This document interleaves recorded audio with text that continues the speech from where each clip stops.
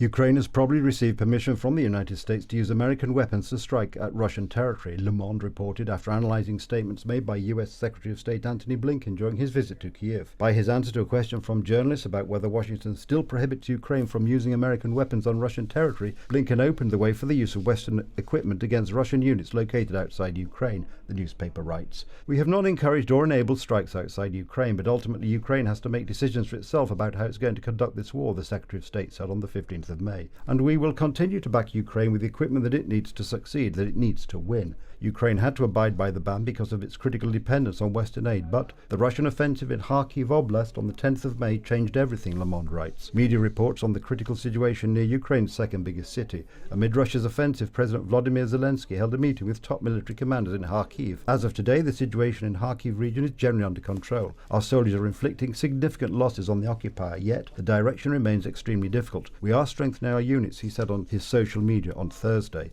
During his visit to Kharkiv, Zelensky also met fighters of the 92nd Assault Unit, named after Koshov Ottoman Ivan Serko, listened to the report of the unit's commander and honoured the fighters with awards. "I would like to ask you to thank the 92nd Unit from me. You didn't let the enemy break through. You are strong warriors, as well as other Kharkiv warriors who fight in other brigades defending their homes and all of Ukraine. Take care of yourselves. I wish you only fortitude, victory, health to your relatives and friends. Glory to Ukraine."